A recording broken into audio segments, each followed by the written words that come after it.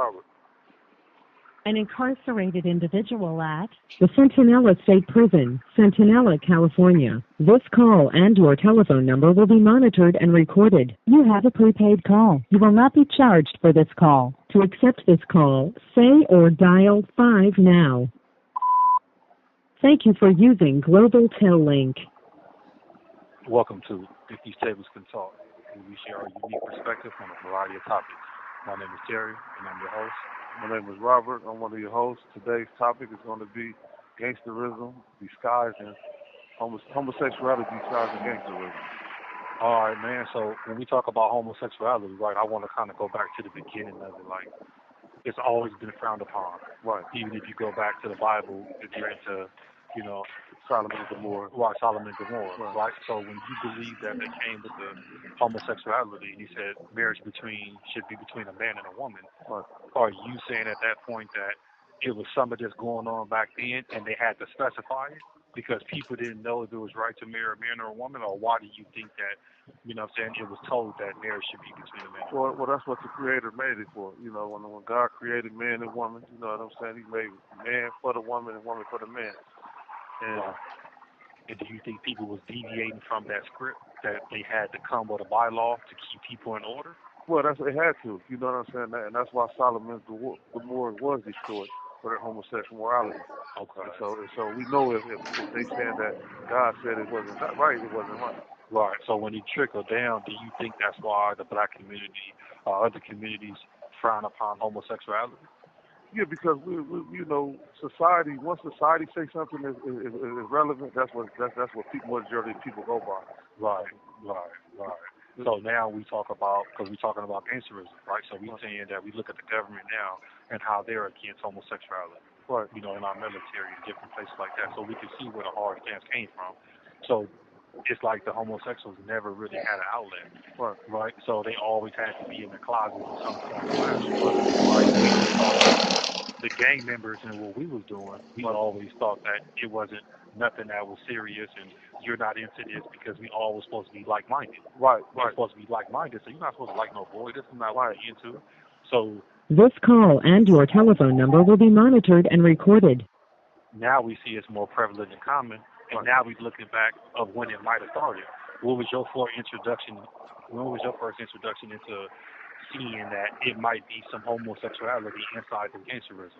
Well, I didn't see it actually with my own eyes. Right. I heard about it. You heard about it. You know what I'm saying? And that was when I was about 13. Ran into one of the older homies from the neighborhood, Coon Star. We were running around doing our thing. Right. You know what I'm saying? He told us, man, it's the other side to the game. You know what I'm saying? Right. Which was chill. And what he did, the message that he gave to us is this: that if you ever go to prison, don't accept a candy bar, don't accept a letter. You know what I'm saying? Because the letter could have been, some trickery for prison politics, or the candy bar. Man want a favor. Right. And when I even look back to when I was told that, I think if somebody would have sat down and told me, hey, you hear what I'm telling you, right? Like, I'm saying that if you owe somebody some money, they're going to want sexual favors. Right. Like, I think even when I was told that, I heard it, and I just said I'm going to abide by it, so I didn't have to get put in those situations. But I didn't really grasp the concept of somebody would want to have sex with me if they gave me a candy bar. Right. Somebody would want to rape me if I dropped my soap in the shower. Like, why can't you just pick my soap up? I just got to get behind me. How is that even into play? I don't understand what's going on here. You know what I'm saying? How do I get made into something? And because I'm a heterosexual man, if you was having sex with me, then it had to be by rape. Right. It couldn't be consensual because this is not what's happening at this point. You know what I'm saying? That's when you back at it, you like, damn, for real? Right. But when they was telling these stories to us, it didn't put no fear in me because I figured, well, I just won't do these two things and maybe these things don't happen. Right. But as we progressed and went to the county, we seen that even if you didn't drop soap, even if you didn't take a candy bar, these people were still getting sexually assaulted. Right. So what do you think about that era generation? Well, in my personal opinion, homosexuality was being disguised. Right. We were using, dudes were using masculinity as a form of manipulation, to his homies. You know what I'm saying? Right. To show that I'm not gay, but I'm doing this because of. Right. You know what I'm saying? You had no justification for injecting your phallus inside a man's anus. Right. There's no justification in that. Right. And I believe that the imagery that we had out there, like I said, my first thing was Monster Cody book. When I read the Monster Cody book, based on him being a direct rival of where I come from, I was like, yeah, this is what he did to my homies. Right. So that kind of opened my eyes to it. Right. So when I got to the county, some of my homies was the leading causes of what started happening. Right. They started doing like rolling in your booty and all this whole kind of shit where they were doing foul shit to people. Right. But when I got there, I never participated in it. But I'm like, oh, okay, well, this is supposed to happen because he wrote a book about it. Right. Before that, we didn't get no vivid description of what was taking place in jail besides the fighting, the getting swole, the stabbings, things of that nature. But when he wrote that book, so when I got to the county and I saw these dudes getting violated, to me it was normalized because I read it in the book. Right. But then I got older and I started looking, I'm saying, this is wrong. Right. Because if you telling me that my homie came in here and you violated him sexually, that the only way I'm going to get back to you is I'm going to sexually assault your homie? Right. That's the thought process. Right. Like, now we just fucking each other? Right. Like, this is where it comes from? Right. It's like, I get you fought my homie, I'm going to go fight your homie. You stab my homie, we going to stab your homie. But now when we start committing these sexual assaults, now we start justifying homosexuality. Exactly. Because now we saying, well, he did it. Right. It ain't like, no, let's kill him for what he did and that should never happen again. Right. It's just everybody are taking it on saying, well, look, you going to take the repercussions of what one of your homies did. What your homie did. Right. So when you get to prison, it's not as prevalent as it was before. You still hear stories about what's going on.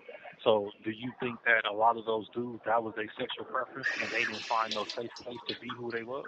Well, jail was a safe place for them because they can hide. Because, in jail we're taught to be masculine, we're taught to be tough, stand up.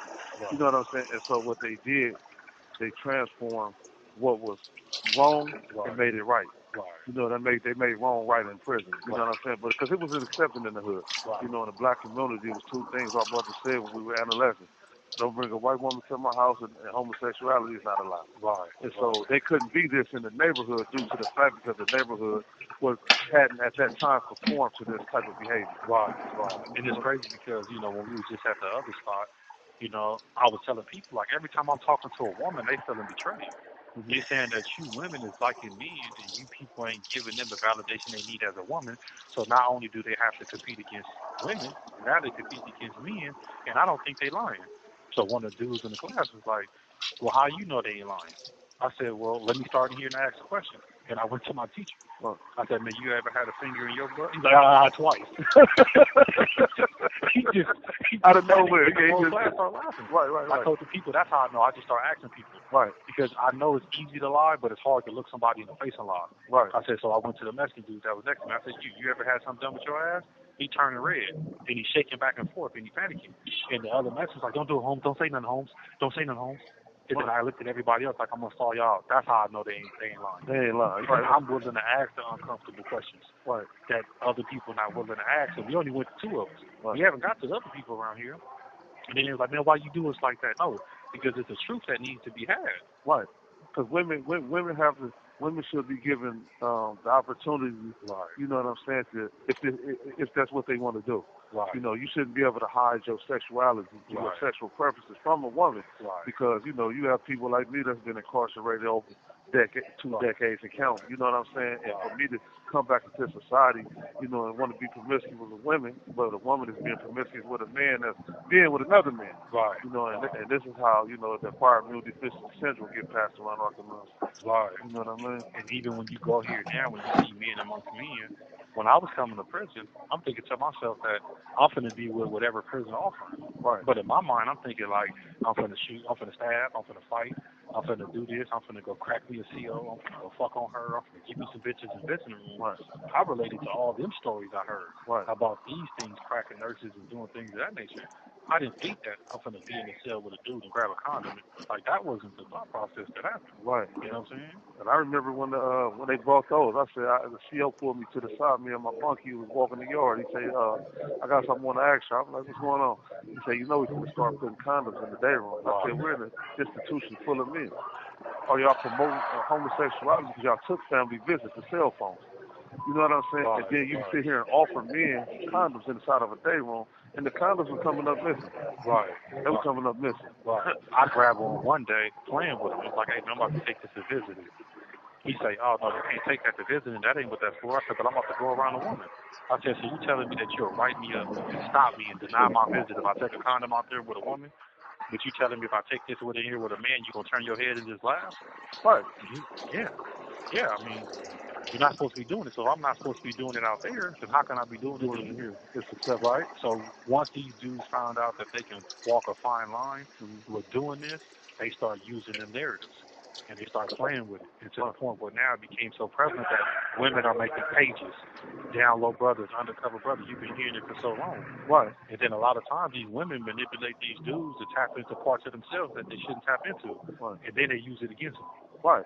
It's cool while you with them, but when you're not with them, it's bad. You know what I'm saying? So you condone this behavior. Right. You condone taking the possibility, a chance of catching something. That's what you condone. You know, you consented to that. It wasn't rape. You know what I'm saying? And so I just believe that the black community has conformed to everything society has given them. It's no fight back no more. You know what I'm saying? Right. The black man has allowed himself to be devalued. He's allowed himself to be emasculated. Right. The homosexuality became normal in urban communities. Right. You know, such as where all of us come. So when I'm anticipating, right, what when I'm talking to a woman now, if she doesn't ask me, "Are you in jail messing with men? Do you like men?" and that's not part of the startup questions, I kind of feel like I don't even want to talk to you. Right. Because it's so prevalent and common amongst the community that if you're not asking me questions, if I meet a woman now and I'm talking to her, the first thing I'm gonna ask you like women, you go both ways. Right. Because I understand it's so common that a lot of women are liking women in that era that came apart now. And we in a different generation than we was before. Right. People are willing to come out and just go crazy because they never had that freedom before. Right. So I'm saying, what's up? You ever kissed a woman? Did you like it? How you going into it? And now when you're not asking me these kind of questions and you just assuming, I think that's where we going wrong at. Right. I think women should start asking, like, "Hey, have you ever messed with a dude? Are you into this? Did you experiment with this and figure this out?" Because if not, that's the only way to catch it down the line to see exactly what's going on. Right, to stop it, because if you don't stop it, it's going to continue to go. It's like a river. It just never stops flowing. And so it has to be some type of dialogue and conversation amongst men and women, because if a woman asks me about my sexual preferences, I don't have a problem telling her I'm a heterosexual male. No, I don't mess with men. No, I don't have a desire to stick my penis inside a man's butt or his mouth, or him doing it to me. Right. You know, I can say that. Right. And when we meet a lot of these dudes, right, for myself, I met a lot of these dudes that I heard about, the first thing they do to defend it is say, "Well, I'm not gay." I'm like, "How you not gay?" He like, "Well, women still like me." He's finding justifications. So now they're saying is my reward system for my behavior is the money that I have and the people I attract. Right. I want to have a lot of money or some kind of substance of money, substantial amount of money, and then I also want to deal with a woman. So the women are not banning it, and the dudes around them is keeping it a secret. Who are you to say something to them about it? Who are you to say It's something about acceptable. It's acceptable. He got the bag. And so Right. by him having the bag, it allows him to do things that other people that don't have the bag would be shamed for. Right. You get what I'm saying? And I just stand on these principles. 2 and 2 is 4, right, and it's wrong. That's the only scenarios in life. And I think it's unfair because even in my mind, I'm naive in the sense that thinking that all men like women. But now we got one man showers in here and we got two men showers in here. Right. You'll never catch me doubling up in the shower on a bird bath. Why? Because I don't know before when I used to do it back in the day, I had this assumption in this naive bubble that men like the women. Right. So even if I'm in the shower with my boxers on, because we in there with our boxers on, we ain't asshole naked. Right. Still wet. You know what I'm saying? Right. So you can still see the form of somebody's print of the palette. print and all things of that nature. But I'm assuming everybody like women, so nobody paying attention to that. But now that it's progressing, I realize that these men like women. These men This call and your telephone number will be monitored and recorded. to protect myself, right, and keep myself from being in a vulnerable situation to where either I had to do something to somebody because it's vulnerable, because our goal is to go home. Our goal is to get out of here. And who am I to be able to tell somebody why I had to stab somebody because I felt some kind of way in the shower? Right. That's not a narrative. Even if you did defend yourself, that's not the narrative you want out there. Right. Like, damn, he can't come home today, well, bored, or he's not coming home, or he caught an extra case because somebody in prison tried to sexually assault him. Right. And he had to do something to him or play with him in that manner. Right. That's not a story. Even if you do handle your business, you don't want that. You have 60 seconds remaining. Yeah, so this is If These Tables Could Talk. I'm your host, Robert.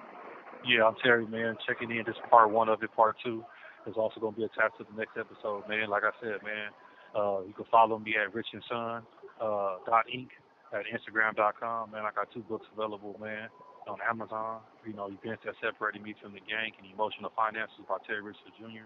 Go ahead and support the cause. Rob, you got an Instagram? Yeah, I have an Instagram post one I made. You can reach, share, tag, And we'll be having a Google number for you to call in. We want to start doing interviews with people who have questions that need to be answered. There we go, man. Appreciate y'all, man. Appreciate y'all.